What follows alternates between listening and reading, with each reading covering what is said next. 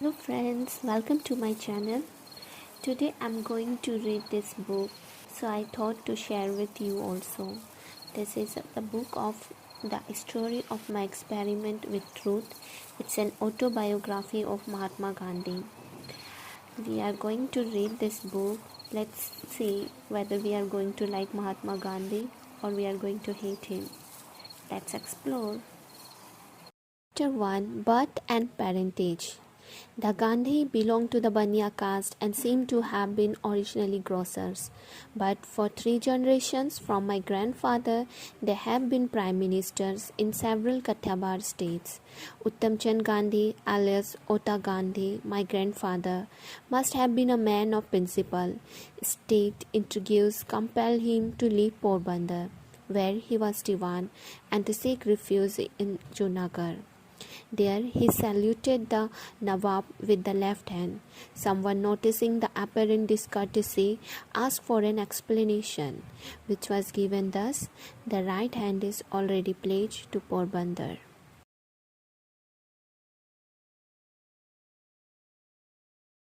Father was a lover of his clan, truthful, brave, and generous, but short-tempered.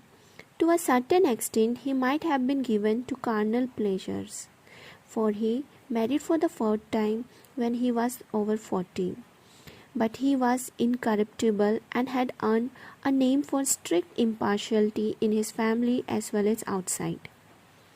His loyalty to the state was well known. An assistant political agent spoke insultingly of Rajkot Thakur Sahib, his chief, and he stood up to the insult. The agent was angry and asked Kaba Gandhi to apologize. This he refused to do and was therefore kept in detention for a few hours. But when the agent saw that Kaba Gandhi was adamant, he ordered him to be released. My father never had any ambition to accumulate riches and left us while very little property.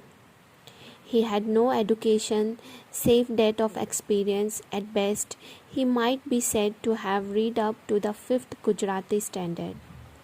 Of history and geography he was innocent, but his rich experience of practical affairs stood him in good stead in the solution of the most intricate questions and in managing hundreds of men.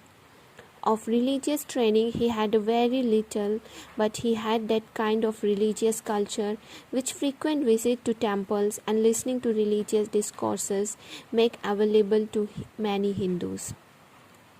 In his last days, he began reading the Gita at the instance of a learned Brahman friend of the family, and he used to repeat aloud some verses every day at the time of worship. Outstanding impressions my mother has left on my memory is that of saintliness. She was deeply religious. She would not think of taking her meals without her daily prayers. Going to Haveli, the Vaishnava temple, was one of her daily duties. As far as my memory can go back, I do not remember her having ever missed the Chotar Mass. She would take the hardest bows and keep them without flinching. Illness was no excuse for relaxing them. I can recall her once falling ill when she was observing the Chandrayana vow, but the illness was not allowed to interrupt the observance. To keep 2 or 3 consecutive fasts was nothing to her. Living on one meal a day during Chaturmas was a habit with her. Not content with that, she was fasted every alternate day during one Chaturmas. During another Chaturmas, she vowed not to have food without seeing the sun. We children on those days would stand staring at the sky, wanting to announce the appearance of the sun to our mother. Everyone knows that at the height of the rainy season, the sun often does not condescend to show his face, and I remember days when at his sudden appearance we would rush and announce it to her, out to see with her own eyes, but by that time the fugitive sun would be gone, thus depriving her of her meal.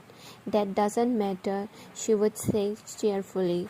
God didn't want me to eat today, and then she would return to her round of duties. My mother had a strong common sense. She was well informed about all matters of state, and ladies of the court thought highly of her intelligence.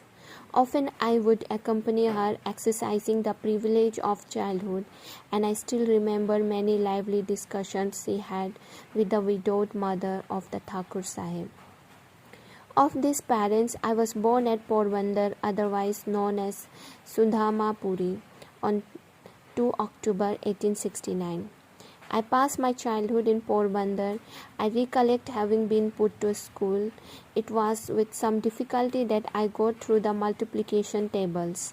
The fact that I recollect nothing more of those days than having learnt, in company with other boys, to call our teachers all kind of names, would strongly suggest that my intellect must have been sluggish and my memory raw.